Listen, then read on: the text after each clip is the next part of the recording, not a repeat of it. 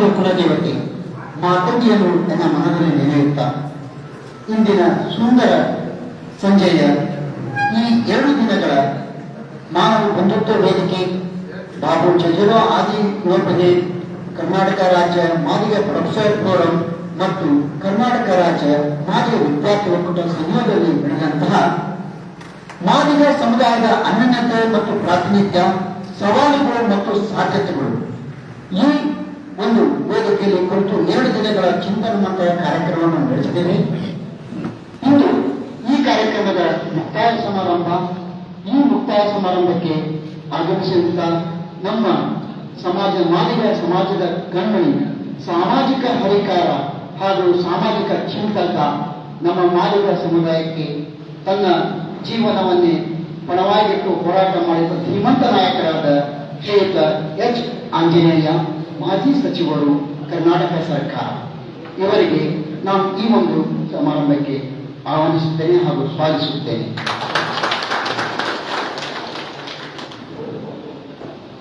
ಈ ಕಾರ್ಯಕ್ರಮದ ಮುಖ್ಯ ಅತಿಥಿಗಳಾಗಿ ಆಗಮಿಸಿದಂತಹ ಶ್ರೀಯುತ ರವಿನಾರಾಯಣ್, ನಿವೃತ್ತ ಪೊಲೀಸ್ ವರಿಷ್ಠಾಧಿಕಾರಿಗಳು, ದಾವಣಗೆರೆ, ಇವರಿಗೂ ಸಹ ಆತ್ಮೀಯವಾಗಿ ಈ ಕಾರ್ಯಕ್ರಮಕ್ಕೆ ಸ್ವಾಗತಿಸುತ್ತೇನೆ. ಹಾಗೂ ಈ ಕಾರ್ಯಕ್ರಮದ ಅಧ್ಯಕ್ಷತೆಯನ್ನು ವಹಿಸಿದಂತಹ ಪ್ರೊಫೆಸರ್ ಮಲ್ಲಿಕಾರ್ಜುನ್ ಹಲಸಂಗಿ, ನಿವೃತ್ತ ಪ್ರಾಧ್ಯಾಪಕರು, ದಾವಣಗೆರೆ, ಇವರನ್ನು ಸಹ ನಾನು ಈ ಕಾರ್ಯಕ್ರಮಕ್ಕೆ ಸ್ವಾಗತಿಸುತ್ತೇನೆ.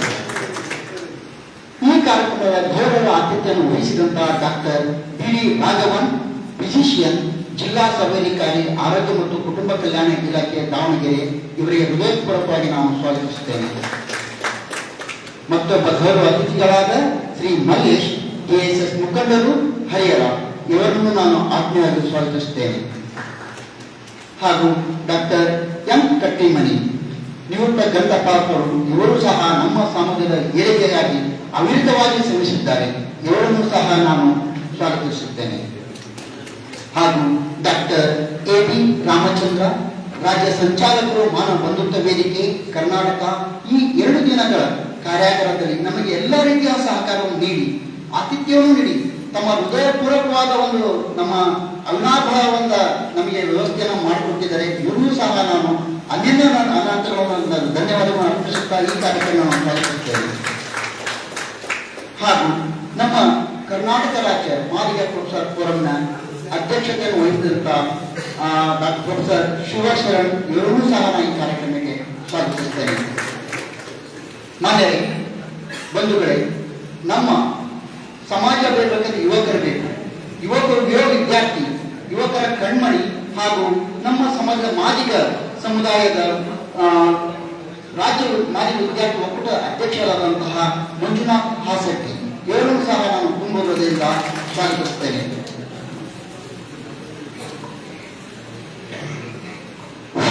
ಸರ್ವರನ್ನು ಸ್ವಾಗತಿಸಿದ ಡಾಕ್ಟರ್ ಶ್ರೀಧರ್ ಸರ್ ಅವರಿಗೆ ಧನ್ಯವಾದಗಳು. ಈಗ ಈ ಸಮಾರಂಭದ ಮುಖ್ಯ ಅತಿಥಿಗಳಾದ ಶ್ರೀ ಆಂಜನೇಯ ಎಚ್, ಮಾನ್ಯ ಮಾಜಿ ಸಚಿವರು, ಸಮಾಜ ಇಲಾಖೆ, ಕರ್ನಾಟಕ ಸರ್ಕಾರ, ಬೆಂಗಳೂರು, ಇವರು ಸಭೆಯನ್ನು ಉದ್ದೇಶಿಸಿ ಮಾತಾಡಬೇಕು ಅವರನ್ನು ಕೇಳಿಕೊಳ್ಳುತ್ತೇನೆ.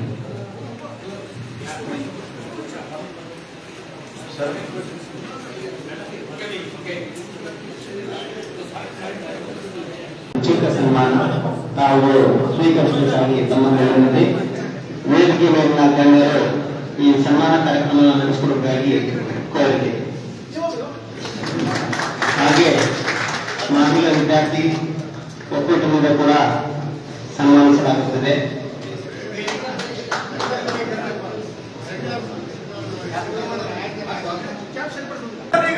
ಜೈ ಜೈ ಮಾದಿಗ, ಜೈ ಜೈ ಮಾದಿಗ, ಜೈ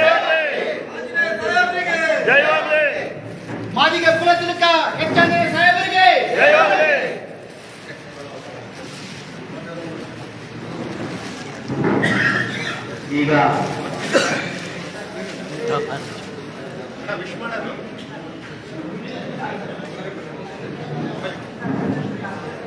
ಈಗ ಇಂಡಸ್ಟ್ರಿಯಲ್ ಅಸೋಸಿಯೇಷನ್ ಅವರ ಕಡೆಯಿಂದಲೂ ಕೂಡ ಮಾನ್ಯ ಮಾಜಿ ಸಚಿವರಿಗೆ ಸನ್ಮಾನ, ಗೌರವ ಸಮರ್ಪಣೆ. ಮಾನ್ಯ ಮನವಿ ಪತ್ರವನ್ನು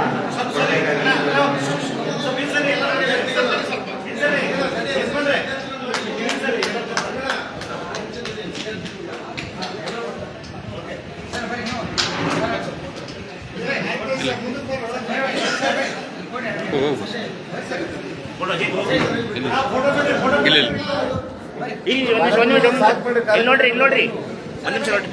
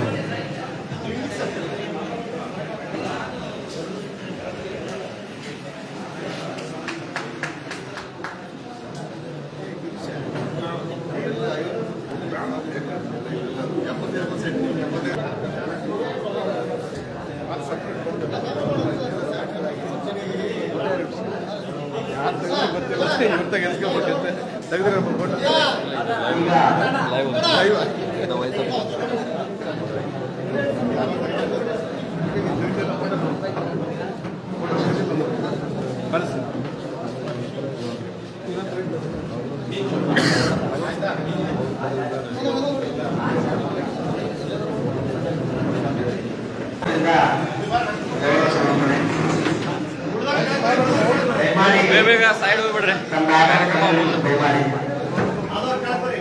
ಹಳೆಯ ತಾಲೂಕು ಸಾರಥಿ ಗ್ರಾಮದ ವತಿಯಿಂದ ಸನ್ಮಾನ.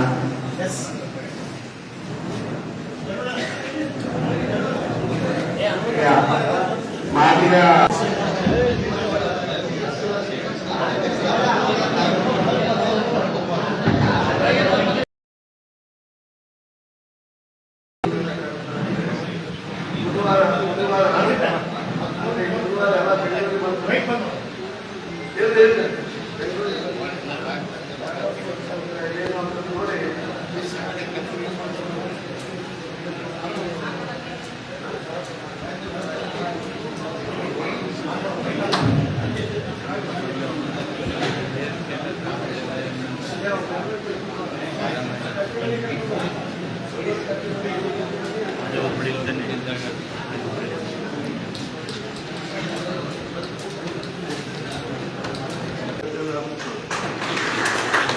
ಮತ್ತು ಕರ್ನಾಟಕ ರಾಜ್ಯ ಮಾದಿಗರ ಪ್ರೊಫೆಸರ್ಸ್ ಫೋರಮ್ ಮತ್ತು ಕರ್ನಾಟಕ ರಾಜ್ಯ ಮಾದಿಗ ವಿದ್ಯಾರ್ಥಿ ಒಕ್ಕೂಟದ ಆಶ್ರಯದಲ್ಲಿ ನಿನ್ನೆ ಇವತ್ತು ಒಂದೇನು ಚಿಂತನ ಮಂಥನ ನೀವು ನಡೆಸಿದ್ದೀರಿ. ಈ ಒಂದು ಕಾರ್ಯಕ್ರಮ ನಿಜಕ್ಕೂ ಕೂಡ ಸ್ವಾಗತಾರ್ಹ. ನಮ್ಮ ವಿದ್ಯಾರ್ಥಿಗಳಿಗೆ ಹಿಂದೆ ನಮ್ಮ ಬದುಕು ಹೇಗಿತ್ತು, ಈಗ ಹೇಗಿದೆ ಅನ್ನೋದ್ರ ಬಗ್ಗೆ ಅವರಿಗೆ ಅರಿವು ಮೂಡಿಸೋದು ತುಂಬ ತುಂಬ ಅಗತ್ಯವಿದೆ. ನಾನು ಸಮಾಜ ಕಲ್ಯಾಣ ಮಂತ್ರಿಯಾಗಿದ್ದಾಗ ನಾನೊಂದು ಹಾಸ್ಟೆಲ್ ಸೀಟಿಗಾಗಿ ಆಗ ಸಾಲ ಸೋಲ ಮಾಡ್ಕೊಂಡು ಚಿತ್ರದುರ್ಗಕ್ಕೆ ಹೋಗಿದ್ದೆ, ದಾವಣಗೆರೆಯಿಂದ ಚಿತ್ರದುರ್ಗಕ್ಕೆ ಹೋಗಿದ್ದೆ. ಅಲ್ಲೊಬ್ಬ ಸೋಷಿಯಲ್ ವೆಲ್ಫೇರ್ ಆಫೀಸರು ಇಲ್ಲರೇ ಸೀಟ್ ಇಲ್ಲ ಏನಿಲ್ಲ ಅವೆಲ್ಲ ಕೊಡೋಕ್ಕಾಗಲ್ಲ ಅಂತೇಳಿ ಆಗ ಅವರು ನಾವೆಲ್ಲ 35% ಅಷ್ಟೇ SSLC ಜಸ್ಟ್ ಪಾಸ್, ಅವನು 55% ತೆಗೆದಿದ್ದ. ಪಾಪ ಅವನಿಗೆ ತಿನ್ನಕ್ಕನ್ನ ಇಲ್ಲ. ಅವಾಗ ನಾನು 40 ವರ್ಷದ ಹಿಂದೆ ಹೇಳ್ತಿರೋದು, ತಿನ್ನಕ್ಕನ್ನ ಇಲ್ಲ. ಯಾರಿಗಿರಲಿಲ್ಲ, ನಮಗಿರಲಿಲ್ಲ, ಯಾರಿಗಿರಲಿಲ್ಲ. ಈಗೆಲ್ಲ ಬಂದಿದೆ. ಭಾಳ ಕಷ್ಟ, ಕಿತ್ತು ತಿನ್ನ ಬಿಡ್ತಾನ ಅವಾಗೆಲ್ಲ. 50 ವರ್ಷದ ಹಿಂದೆ 45 ವರ್ಷದಿಂದ ಇರಬೇಕು. ಆಗ ಅವನು ಸೀಟು ಇಲ್ಲ ಕೊಡೋಕ್ಕಾಗಲ್ಲ ಅಂತ ಹೇಳಿದ. ಅದೇ ನಾನು ಇಟ್ಕೊಂಡಿದ್ದೆ. ನಾನು ಮಂತ್ರಿಯಾಗಿ ಬಂದ ತಕ್ಷಣ ನಾನು ಮಾಡಿದ್ದೇನು ಗೊತ್ತಾ, ಈ ರಾಜ್ಯದಲ್ಲಿ ಯಾವೊಬ್ಬ ವಿದ್ಯಾರ್ಥಿ ಕೂಡ ವಿದ್ಯಾರ್ಥಿ ನಿಲಯದಿಂದ ಹೊರಗುಳಿಬಾರ್ದು. ಯಾವನೇ ಬರಲಿ, ಯಾವ ವಿದ್ಯಾರ್ಥಿನೇ ಬರಲಿ, ಅವನು ಹಾಸ್ಟೆಲ್ ಬೇಕಂತಂದ್ರೆ ಅವನ್ನ ಅಡ್ಮಿಷನ್ ಮಾಡ್ಕೋಬೇಕು. ಅಡ್ಮಿಷನ್ ಮಾಡ್ಕೊಳ್ಳಿಲ್ಲ ಅಂತ ಹೇಳಿದ್ರೆ ಆ ವಾರ್ಡನ್ನು ಜೈಲಿಗೆ ಹಾಕ್ಸ್ತೀನಿ ಅಂತ ಹೇಳಿ ವಾರ್ಡನ್ ನಾಯಕ ಸಖತ್ ಮಜಾ ಮಾಡಿ ಉಡಾಯಿಸ್ಬಿಟ್ರು ಅವ್ರಿಗೆಲ್ಲ. ಆಗ ನಾನು ಹೇಳಿದೆ ಕಟ್ಟಡ ಇಲ್ಲ, ಅದೇ ಇಲ್ಲ, ನಾನು ಸ್ಟಾರ್ ಹೋಟ್ಲು ತಗೊಂಡಿದ್ದೆ. PWD ಫಿಕ್ಸ್ ಮಾಡ್ತಾರೆ. ಅವಾಗ ಎಲ್ಲ ಕಡೆ ಹೋಟೆಲ್ ಅವು ಇವು ಭರ್ಜರಿ ವೆಡ್ಡಿಂಗ್ ಸಿಕ್ಕು. ಅದರಲ್ಲೆಲ್ಲ ನಡೆಸಿದ್ರು. ಆಮೇಲೆ ಎಲ್ಲ ಕಡೆಯೂ ಕೂಡ ಸ್ವಂತ ಕಟ್ಟಡವನ್ನು ನನ್ನ ಅವಧಿಯಲ್ಲಿ ಸ್ವಂತ ಕಟ್ಟಡ, ಹಾಸ್ಟೆಲ್ಗಳು ಮತ್ತು 400ಕ್ಕೂ ಹೆಚ್ಚು ರೆಸಿಡೆನ್ಷಿಯಲ್ ಶಾಲೆಗಳು ಮೊರಾರ್ಜಿ ದೇಸಾಯಿ ಹೆಸರಿನಲ್ಲಿ, ಇಂದಿರಾ ಗಾಂಧಿ ಹೆಸರಿನಲ್ಲಿ, ಅಂಬೇಡ್ಕರ್ ಹೆಸರಿನಲ್ಲಿ ಮತ್ತು ಕಿತ್ತೂರು ರಾಣಿ ಚೆನ್ನಮ್ಮನ ಹೆಸರಿನಲ್ಲಿ ಶಾಲೆಗಳನ್ನು ತೆರೆದಿವಿ. ಇವತ್ತು 10 ಎಕರೆಯಲ್ಲಿ ಕಟ್ಟಬೇಕು, ಆ ಪ್ಲಾನ್ ಹೆಂಗಿರ್ಬೇಕು ಅದೆಲ್ಲನೂ ಕೂಡ ನನ್ನ ಕಲ್ಪನೆಯಿಂದ ತಯಾರಾಗಿತ್ತು. ಇವತ್ತು ಎಲ್ಲ ಕಡೆಗೆ ನೀವು ಹೋಗಿ ನೋಡ್ತೀರಿ, 10 ಎಕರೆ ಪ್ರದೇಶದಲ್ಲಿ ನಮ್ಮ ಮಕ್ಕಳೆಲ್ಲ ಇವತ್ತು ಒಂದು ಒಳ್ಳೆ ಒಂದು ಗುಣಮಟ್ಟದ ಶಿಕ್ಷಣ ಇವತ್ತು ನಮ್ಮ ಮಕ್ಕಳಿಗೆ ದೊರೀತಾ ಇದೆ. ಅದು ಆಂಗ್ಲ ಮಾಧ್ಯಮ, 6ನೇ ತರಗತಿಯಿಂದ 10ನೇ ತರಗತಿವರೆಗೂ. ಯಾವುದೆಲ್ಲ ಉಟ್ಟು ಬಟ್ಟೆಯಲ್ಲಿ ಬಂದ್ಬಿಟ್ರೆ ಆಗಿ ಅವ್ರಿಗೆಲ್ಲ ಬಟ್ಟೆ ಎಲ್ಲರೂ ಕೊಡ್ತಾರೆ. ನಮ್ಮ ಮನೆಯಲ್ಲೂ ಕೂಡ ನಾನು ಕೂಡ ಆ ರೀತಿಯ ತಿಂಡಿ ಊಟನೂ ಕೂಡ ಮಾಡಲ್ಲ. ನಾನು ಆ ರೀತಿಯ ಬೆಡ್ನಲ್ಲಿ ಕೂಡ ಮುಗಿರಲ್ಲ, ಅದಕ್ಕೆ ಕೂತ್ಕೊಳ್ಳಲ್ಲ. ಆ ರೀತಿಯಂತ ರಗ್ಗು, ಹಾಸಿಗೆ, ಫ್ಯಾನು ಎಲ್ಲ ರೀತಿಯ ಸೌಕರ್ಯಗಳನ್ನು ನಾನು ಕೊಟ್ಟಿದ್ದೀನಿ. ಇವತ್ತು ನಮ್ಮ ಮಕ್ಕಳು ಬಹಳ ಚೆನ್ನಾಗಿ ಓದ್ತಾ ಇದ್ದಾರೆ. ಈಗ ನಾವು ಹೆಚ್ಚು ಶಿಕ್ಷಣದ ಕಡೆಗೆ ಅವಶ್ಯಕತೆ ಇದೆ ಅಂತೇಳಿ ನನ್ನ 5 ವರ್ಷದ ಅವಧಿಯಲ್ಲಿ ಬರೀ ಹಾಸ್ಟೆಲ್ ಕಟ್ಟೋದು, ಶಾಲೆ ಮಾಡೋದು, ಎಲ್ಲೆಲ್ಲಿ ಇಂಜಿನಿಯರಿಂಗ್ ಕಾಲೇಜ್ಗಳಿದ್ದು, ಯಾವ್ಯಾವ ಯೂನಿವರ್ಸಿಟಿಯಲ್ಲಿದ್ದು ಎಲ್ಲ ಯೂನಿವರ್ಸಿಟಿಯಲ್ಲಿ ಕೂಡ ಹಾಸ್ಟೆಲ್ ಕಟ್ಟಿಸ್ತೀವಿ.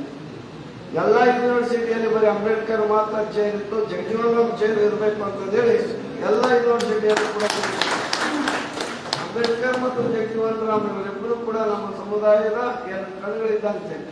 ಬಹಳ ಜನಕ್ಕೆ ಇತಿಹಾಸ ಗೊತ್ತಿಲ್ಲ. ಬಾಬಾ ಸಾಹೇಬ್ ಅಂಬೇಡ್ಕರ್ ಅವರು ಹೋರಾಟಗಾರರು, ಇವರು ಗಾಂಧಿ ಅನುಯಾಯಿಗಳು, ಗಾಂಧೀಜಿ ಜೊತೆಗೆ ಇದ್ದಂಥವರು. ಯಾರು? ಜಗಜೀವನ್ ರಾಮ್ ಹತ್ರ ಗಾಂಧಿ ಮಾತು ನಡೀತಾ ಇತ್ತು, ನೆಹರು ಮಾತು ನಡೀತಾ ಇತ್ತು, ವಲ್ಲಭಾಯಿ ಪಟೇಲ್ ಎಲ್ಲರೂ ಕೂಡ ಇವರಿಗೆ ಮಾತಾಡ್ತಾ ಇದ್ರು. ಆದರೆ ಒಂದು ಸ್ವಲ್ಪ ಬಂಡಾಯ ವ್ಯವಸ್ಥೆಯ ವಿರುದ್ಧ ಇರತಕ್ಕಂಥ ಅಂಬೇಡ್ಕರ್ ಬಗ್ಗೆ ಸ್ವಲ್ಪ ಒಳಗಿನೊಳಗೆ ಅವ್ರಿಗೆ ಒಂದು ಇದಿತ್ತು.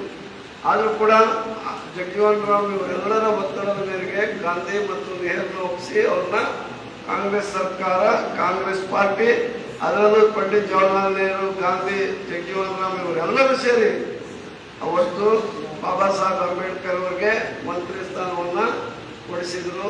ಆ ಒಂದು ಸ್ಥಾನ ಸಿಕ್ಕಿದ್ರಿಂದಲೇ ವಿಪರೀತ ಓದಿದ್ದಂಥ ವಿಶ್ವಜ್ಞಾನಿ ಬಾಬಾ ಸಾಹೇಬ್ ಅಂಬೇಡ್ಕರ್ ಅವರು ಅತ್ಯುತ್ತಮವಾದಂಥ ಒಂದು ಈ ದೇಶಕ್ಕೆ ಒಂದು ಸಂವಿಧಾನವನ್ನು ಕೊಡಲಿಕ್ಕೆ ಸಾಧ್ಯವಾಯಿತು. ಇವತ್ತು ಯಾರ್ಯಾರು ಏನೇನು ಹೇಳ್ತಾರೆ, ಹೇಳ್ಕೊಳ್ಳಿ, ಅದ್ರ ಬಗ್ಗೆ ಚಿಂತೆ ಇಲ್ಲ. ಆದರೆ ಬಾಬಾ ಸಾಹೇಬ್ ಅಂಬೇಡ್ಕರ್ ಅವರು ಬಹಳ ವರ್ಷ ಬದುಕಲಿಲ್ಲ. 65ನೇ ವಯಸ್ಸಿಗೆ ಪಾಪ ಈ ಲೋಕವನ್ನು ತ್ಯಾಜಿಸ್ತಾರೆ. 1956ರಲ್ಲಿ ಅವರು ನಮ್ಮನ್ನು ಬಿಟ್ಟಾಗಿರ್ತಾರೆ. ನಂತರ ಇವು ಮೀಸಲಾತಿ ಇರ್ಬೋದು, ಉದ್ಯೋಗ ಸಿಗುತ್ತಕ್ಕಂಥದ್ದಿರ್ಬೋದು, ಸಂವಿಧಾನ ರಕ್ಷಣೆ ಇರ್ಬೋದು, ಇವೆಲ್ಲವನ್ನು ಕೂಡ ಅಚ್ಚುಕಟ್ಟಾಗಿ ದಕ್ಷತೆಯಿಂದ ಮೆರೆದಂಥವರು, ಒಳ್ಳೆಯ ಆಡಳಿತವನ್ನು ನೀಡಿದವರು, ದೇಶ ಮೆಚ್ಚುವಂಥ ನಾಯಕನಾಗಿ ರೂಪುಗೊಂಡವರು ಯಾರು ಅಂದರೆ ಬಾಬು ಜಗಜೀವನ್ ರಾಮ್ರವರು. ಅವರು ಪ್ರಧಾನಿನೇ ಆಗಬೇಕಾಯಿತು. ಅಲ್ಲಿ ಒಬ್ಬ ಜಾತಿವಾದಿ ರೆಡ್ಡಿ ರಾಷ್ಟ್ರಪತಿ ಇದ್ದುದರಿಂದ ಅವ್ರು ಆಗಲಿಲ್ಲ. ಎಲ್ಲ ಪಾರ್ಟಿಯವರು ಕೂಡ ರೆಕಮೆಂಡ್ ಮಾಡಿದ್ರು, ಇವ್ರನ್ನ ಇನ್ವೈಟ್ ಮಾಡ್ರಿ, ನಾವು ಸಪೋರ್ಟ್ ಮಾಡ್ತೀವಿ ಅಂತ ಹೇಳಿದ್ವಿ. ಅವ್ರು ಇನ್ವೈಟ್ ಮಾಡಲಿಲ್ಲ. ಇನ್ವೈಟ್ ಮಾಡಿದೆ ಪಾರ್ಲಿಮೆಂಟನ್ನು ವಿಸರ್ಜನೆ ಮಾಡಿದ. ಕಾಂಗ್ರೆಸ್ ಪಾರ್ಟಿನ ಬಿಟ್ಟು ಬಂದಿದ್ರು. ಕಾಂಗ್ರೆಸ್ನಲ್ಲಿ ಎಲ್ಲಿವರೆಗೂ ಜಗಜೀವನ್ ರಾಮ್ ಇದ್ರು ಅಲ್ಲಿವರೆಗೂ ಕಾಂಗ್ರೆಸ್ ಸ್ಟ್ರಾಂಗ್ ಇತ್ತು. ಯಾವಾಗ ಬಾಬು ಜಗಜೀವನ್ ರಾಮ್ ಕಾಂಗ್ರೆಸ್ ಬಿಟ್ಟು ಹೊರಗೆ ಬಂದ್ರು, ಅವಾಗ ಕಾಂಗ್ರೆಸ್ ಸ್ವಲ್ಪ ಹಿನ್ನಡೆಯನ್ನು ಅನುಭವಿಸ್ತಾ ಬಂತು. ಬಿಹಾರ ಸಿಗಲಿಲ್ಲ, ಉತ್ತರ ಪ್ರದೇಶ ಸಿಗಲಿಲ್ಲ. ನಂತರ ಹಾಗೆ ಇದಾಗ್ತಾ ಹೋಯ್ತು. ಅದ ನಂತರ ರಾಜೀವ್ ಗಾಂಧಿ ಅವರು ಸ್ವತಃ ಹೋಗಿ ಅವ್ರಿಗೆ ಕಾಲಿಗೆ ಬಿದ್ದು ಮತ್ತೆ ಅವ್ರ ಪಾರ್ಟಿ ಕರ್ಕೊಂಡು ಬರ್ತಾರೆ. ಕಾರಣ ಜಗಜೀವನ್ ರಾಮ್ ಅವರು. ನಾನು ನೋಡಿದಾಗ ದೇವರಾಜ ಅರಸು ಅವರೆಲ್ಲರೂ ಬಂದು ಖಾಲಿ ಮಾಡೋರು ಜಗಜೀವನ್ ರಾಮ್ ಅವರಿಗೆ. ಹೀಗೆ ಅಂತ ಒಂದು ಎತ್ತರದೇ ಅಲ್ಲಿ ಬೆಳೆದಂತ ನಮ್ಮ ನಾಯಕರು ಇದ್ದಾರೆ. ಅವರು ಯಾವುದೇ ಒಂದು ಜಾತಿ ಸೀಮಿತವಾದವರಲ್ಲ, ರಾಷ್ಟ್ರ ನಾಯಕರು ಅವರಲ್ಲ. ಜಗಜೀವನ್ ರಾಮ್ ಇರ್ಬೋದು, ಅಂಬೇಡ್ಕರ್ ಇರ್ಬೋದು. ಬಹಳ ಜನ ಅವ್ರ ಹೆಸರಿನಲ್ಲಿ ನಾವು ನಾನಾ ರೀತಿಯ ಮಾರ್ಗಗಳನ್ನು ಅನುಸರಿಸ್ತಾ ಇದ್ರಿಂದ ಬೇರೆ ಜನ ಅವ್ರನ್ನ ಗೌರವಿಸಲಿಕ್ಕೆ ಹಿಂದೂ ಮುಂದೆ ನೋಡ್ತಾ ಇದ್ದಾರೆ. ಇದು ನಾವೇ ಕಾರಣ ಅಲ್ವಾ? ಎಲ್ಲಿ ಈ ಒಲೆ ಮಾಲಿಗರ ಮನೆ ಬಿಟ್ಟಿದ್ರೆ ಅಂಬೇಡ್ಕರ್ ಫೋಟೋನ ಬೇರೆಯವ್ರ ಮನೆ ನೋಡ್ಲಿಕ್ಕೆ ಆಗಲ್ಲ ನಾವು ಅಲ್ವಾ? ಅದು ಜಗಜೀವನ್ ರಾಮ್ ಮಾಲಿಗರ ಮನೆಯಲ್ಲಿ ನೋಡಕ್ಕೆ ಸಾಧ್ಯ. ಇನ್ನಿತರ ಅಲ್ಲೇ ಇವನ್ನ ಎಕ್ಕಳಕ್ಕೆ ಅಲ್ಲೇ ಹಿಂದೂ ಮುಂದೆ ಮಾಡ್ತಾರೆ. ಈ ರೀತಿ ಇದೆ. ಅದು ನಾನೇನು ಮಾತಾಡೋಂಗಿಲ್ಲ. ಅದು ಒಟ್ಟಾರೆ ಅವರು ಈ ದೇಶದ ಅತ್ಯಮೂಲ್ಯವಾದಂಥ ರಾಜಕೀಯ ಶ್ರೇಷ್ಠ ನಾಯಕರು, ದೇಶಭಕ್ತರು ಅಂತಕ್ಕಂಥ ಹೆಮ್ಮೆಯಿಂದ ನಾನು ಹೇಳಕ್ಕೆ ಇಷ್ಟಪಡ್ತೀನಿ. ಸ್ಟೂಡೆಂಟ್ಗಳು ಇವತ್ತೇನು ನೀವು ಚಿಂತನ ಮಂಥನ ನಡೆಸಿದ್ದೀರಿ, ಈ ಜನಾಂಗದ ಬಗ್ಗೆ ಅಧ್ಯಯನ ಮಾಡಿ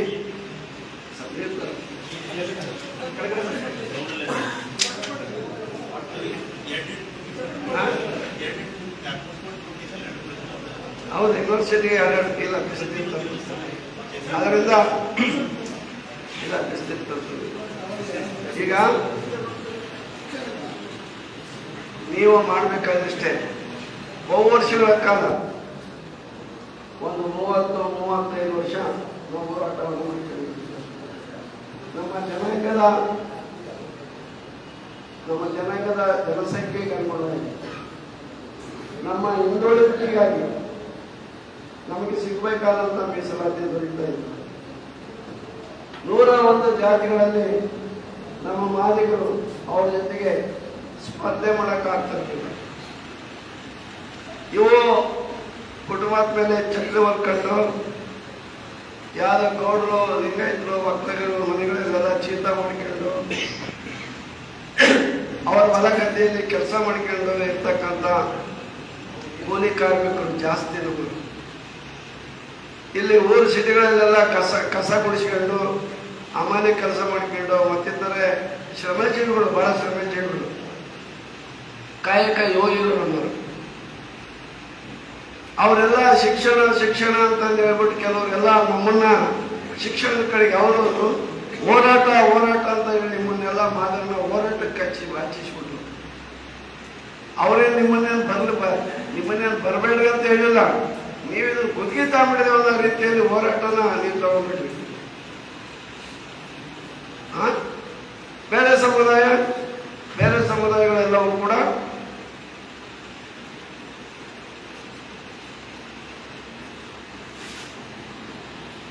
ಯಾವ ಅಂಬೇಡ್ಕರ್ ಶಿಕ್ಷಣ ಸಂಘಟನೆ ಹೋರಾಟ ಅಂತ ಹೇಳಿದ್ರಲ್ಲ, ಶಿಕ್ಷಣದ ಕಡೆಗೆ ಎತ್ತಿನ ಸಮುದಾಯದವರು ಹೆಚ್ಚು ಗಮನವನ್ನು ಕೊಟ್ಟರು. ಶಾಲೆ ಕಾಲೇಜಿನಂತಂದ್ರು, ಬೇರೆ ಬೇರೆ ಮೈಸೂರು ಅಲ್ಲಿ ಇಲ್ಲಿರ್ತಕ್ಕಂಥ ಸಂಬಂಧಿಕರು ಆ ಸಮುದಾಯದನ್ನೆಲ್ಲ ಕೈ ಹಿಡಿದು ಎತ್ಕೊಂಡು ಉನ್ನತವಾದಂಥ ಶಿಕ್ಷಣ ಕೊಟ್ಟರು. ಇವು ನಮ್ಮರು ಈ ಭೀಮಾಶಂಕರ್ ಇಲ್ಲಿದ್ದಾರೆ, ನಾನು ಇಲ್ಲಿದ್ದೀನಿ, ಮಾದೇವಪ್ಪ ಇಲ್ಲಿದ್ದಾರೆ.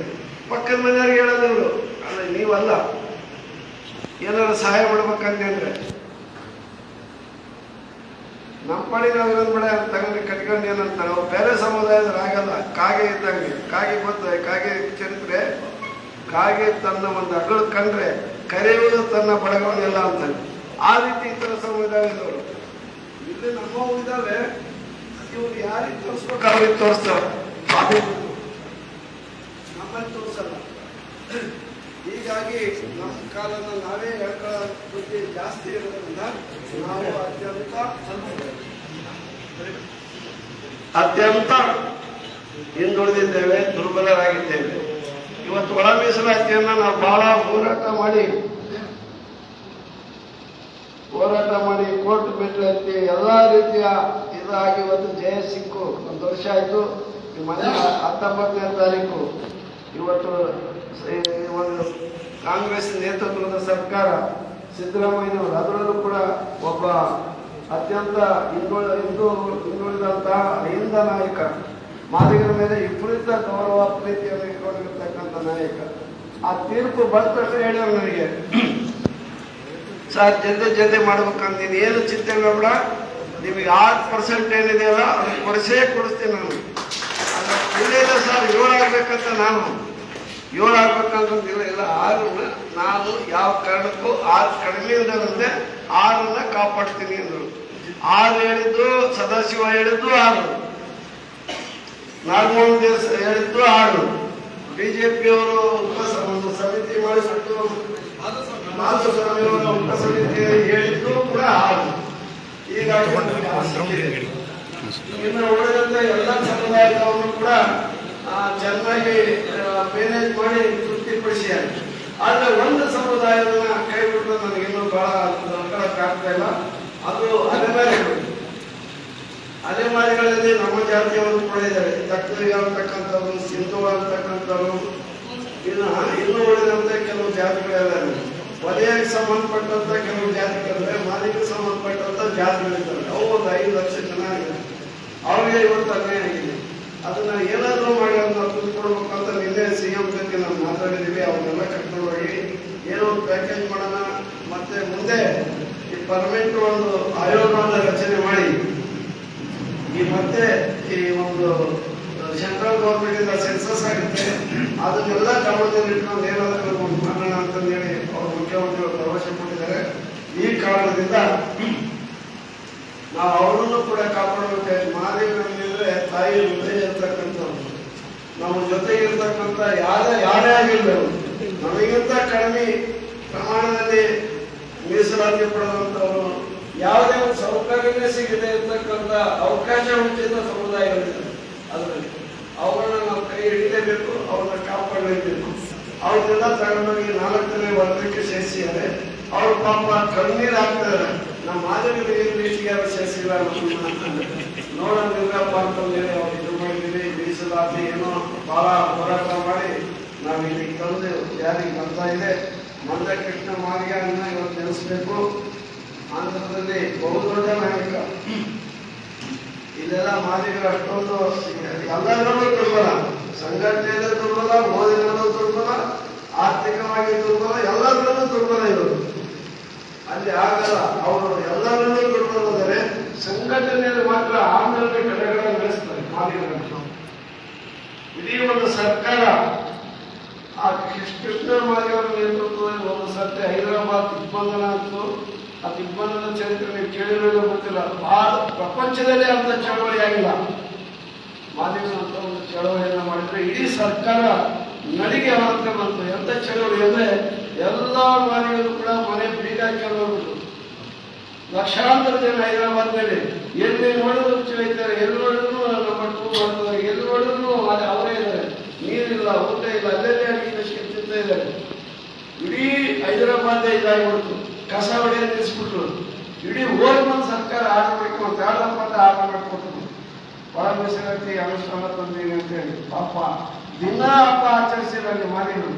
ಆದ್ರೆ ನಮ್ಮ ಮಾದಿಗರ ಯುದ್ಧವನ್ನ ಸಹಿಸದೇ ಇರತಕ್ಕಂಥ ಕೆಲವು ಘಾತಕರು ಶಕ್ತಿಗಳಿದಾರಲ್ಲ, ಅದನ್ನ ಹೋಗಿ ಹೈಕೋರ್ಟ್ ಸ್ಟೇ ಹೈಕೋರ್ಟ್ ಕೊಡಲಿಲ್ಲ, ಸುಪ್ರೀಂ ಕೋರ್ಟ್ ಕೊಟ್ಟರು.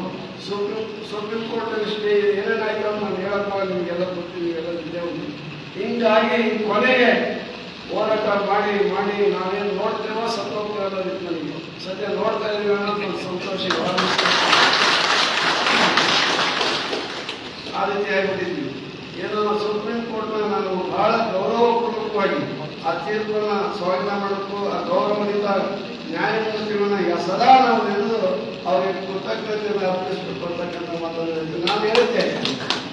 ಯಾವಾಗ ಸುಪ್ರೀಂ ಕೋರ್ಟಿನ ಆದೇಶ ಬಂತೋ ಈ ಆದೇಶ ಜಾರಿ ಆಗೋವರೆಗೂ ಕೂಡ ನಾನು ಯಾವುದೇ ಹಬ್ಬ ಹರಿದಿನ ನನ್ನ ಬರ್ತ್ಡೇ ಯಾವುದೂ ಆಚರಿಸಲ್ಲ, ಯಾವ ಕಾರ್ಯಕ್ರಮಕ್ಕೂ ಕೂಡ ಬರಲ್ಲ ಅಂತ ಹೇಳ್ತಾರೆ. ಇಲ್ಲಿ ಸಾರ್ಥಿ ಮಾದಿಗೆ ಬಂದಿದ್ದಾರೆ, ಅಂಬೇಡ್ಕರ್ ಚಾಚು ಮಾಡಿಬಿಟ್ಟಿದ್ದೀವಿ, ಬರ್ರಿ ಅಂದ್ರು. ನಾನು ಬರಲ್ಲ ಕಣೆ ಅಂತ. ನೀವು ಯಾವ ಬರ್ತೀರಿ ಅಂದ್ರೆ ಅವತ್ತೇ ಉದ್ಘಾಟನೆ ಅಂದ್ರು. ಆಯ್ತು, ನಾನು ಡೇಟ್ ಕೊಡ್ತೀನಿ ಅಂತ ಹೇಳಿದೆ. ಆಮೇಲೆ ಕ್ಷೇತ್ರದಲ್ಲೂ ಕೂಡ ನಾನು ಬರಲ್ಲ ಅಂತ ಹೇಳಿದೆ. ಆಯ್ತು ಇವತ್ತು ಅಂತಂದು ಹೇಳಿದ್ದೆ, ಅಲ್ಲಿ ಹೋಗ್ತಾ ಇದ್ದೆ. ಯಾರು ಬಂದಿದ್ದು ಮದುವೆ ಆಗೋದು ಕೂಡ ನಾನು ಡೇಟೇ ಕೇಳಕ್ ಬರ್ತಾರೆ. ನಾನು ಹೋರಾಟ ಇದಕ್ಕೆಲ್ಲ ಬಿಟ್ಬಿಡಪ್ಪ, ಯಾಕೆ ಕರೀತಾರೆ, ಆರಾಮಿಂದ ನಾನು ಬರ್ತೀನಿ ಅಂತ ಕೇಳಲ್ಲ. ಹೀಗಾಗಿ ಅವ್ರ ಒಂದು ಅಭಿಮಾನ ಈಗೇನೋ ಅಪರೂಪಕ್ಕೆ ನಾನು ಉಟ್ಬಿಟ್ಟಿದ್ದೇನೆ ಅವ್ರ ಮಗನಾಗಿ. ಈಗ ಋಣ ತೀರಿಸ್ಬಿಟ್ಟಿದ್ದೀನಿ ನಾನು. ಈ ಜನಾಂಗದ ಋಣ ತೀರಿಸ್ತೀನಿ. ಹೋರಾಟ ಈಗ ನಿಂತಿಲ್ಲ, ಇನ್ನೂ ಹೋರಾಟ ಇದೆ, ಇನ್ನೂ ಹೋರಾಟ ಇದೆ. ಇದೆಲ್ಲ ಆದ್ಮೇಲೆ ಇನ್ನೊಂದು ಹೋರಾಟ ಮಾಡೋದಿದೆ. ಅದನ್ನ ಈಗಲೇ ನಾನು ಹೇಳೋದು ಎಲ್ಲರೂ ಹೇಳ್ಬಿಟ್ಟು ಇದಾಗ್ಬಿಡುತ್ತೆ. ಅದರಿಂದ ನೀವೇನು ನನ್ನನ್ನ ಅಭಿಮಾನದಿಂದ ಕರೆದು ಇಲ್ಲಿ ಕಾರ್ಯಕ್ರಮದಲ್ಲಿ ಭಾಗವಹಿಸಬೇಕಂದಿದ್ದೀರಿ. ನನಗೆ ಅಲ್ಲಿ ಮಂತ್ರಿಗಳು ಕಾಯ್ತಿದ್ದಾರೆ. ಎಲೆ ಬೈತೂರಿನಲ್ಲಿ ಅಂಬೇಡ್ಕರ್ ಸ್ಟ್ಯಾಚ್ಯೂ ಇನಾಗ್ರೇಷನ್, ಅದರಿಂದ ನಾನು ಹೋಗ್ಬೇಕು. ನಾನು ನಿನ್ನೆನೇ ಬರಬೇಕು ಅಂತ ಇದ್ದೆ. ನಿನ್ನೆ ಡೇಟ್ CM ಹೇಳಿದ್ರಿಂದ, CM ಅಲೆಮಾರಿಗಳ ಡೇಟ್ ಹೇಳಿದ್ರಿಂದ ನಾನು ಅಲ್ಲಿ ಕುಟ್ಕೊಂಡು ಅವ್ರನ್ನ ಬಗೆಹರಿಸೋಕ್ಕೋಸ್ಕರ ನಿನ್ನೆ ಬರಲಿಲ್ಲ. ಇವತ್ತು ನಾನು ಬಂದಿದ್ದೀನಿ. ಈಗಲೂ ಕೂಡ ಬರ್ತೀನಿ ಅನ್ನೋದು ಗ್ಯಾರಂಟಿ ಇರಲಿಲ್ಲ. ಇಲ್ಲ ಕಾಯ್ದೆ ನಾನು ಎಲೆಬೇಕು ಕಡೆ ಮಾಡ್ಬಿಟ್ಟಿದ್ದೆ.